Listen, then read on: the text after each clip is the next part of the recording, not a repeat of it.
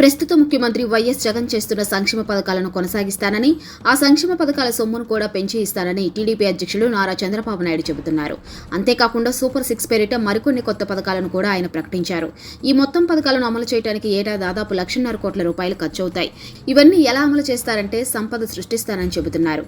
ఆ సంపదను ఎలా సృష్టిస్తారనే విషయం మాత్రం చెప్పడం లేదు. పైగా తాను ఆంధ్రప్రదేశ్ రాష్ట్రాన్ని పాలించిన 5 ఏళ్లలో ఆయన ఎంత సంపద సృష్టించారంటే ఏమీ లేదనే సమాధానమే వస్తుంది.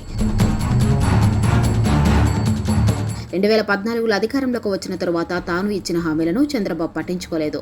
అప్పుడు తాను ఇచ్చిన హామీలను పూర్తి స్థాయిలో అమలు చేయడానికి సంపదను ఎందుకు సృష్టించలేదనే ప్రశ్నను తప్పకుండా చంద్రబాబుకు వేయాల్సిందే.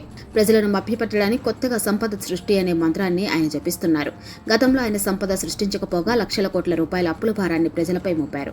ప్రభుత్వ భూములను అమ్మేశారు. తన మనుషులకు, తన వర్గం వారికి వేల కోట్ల నుంచి లక్షల కోట్ల రూపాయల వరకు పంచిపెట్టారు. చంద్రబాబు సృష్టించిన సంపద ఏమీ లేదని కాగ్ రిజర్వ్ బ్యాంక్ నివేదికలు వెల్లడించాయి.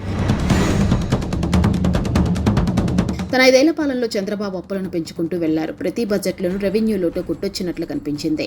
పరిశ్రమల నుంచి, సేవా రంగం నుంచి వాటాలను భారీగా తగ్గించడం వల్ల పెరుగుదల గణనీయంగా తగ్గిపోతుంది. చంద్రబాబు పాలన చూస్తే ఓవైపు కుంభకోణాలు, మరోవైపు అప్పులు మాత్రమే.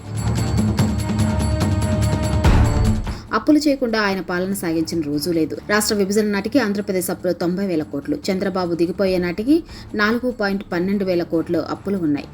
దాదాపు 21% అప్పులను పెంచుకుంటూ వెళ్లారు. ఎఫ్ఆర్బిఎం పరిమితికి మించి ఆయన అప్పులు చేశారు. ఈ విషయానికి కాగ్ రిజర్వ్ బ్యాంక్ నివేదికలే వెల్లడించాయి.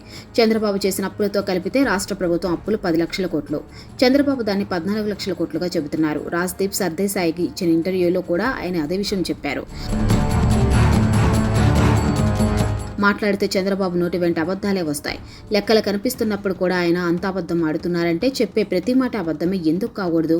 చంద్రబాబు సంపద సృష్టి మాత్రం పెద్ద బోగస్. ఎన్నికల సమయంలో ప్రజలను మభ్యపెట్టడానికి ఆయన ఎన్ని అబద్ధాలైనా చెబుతారు.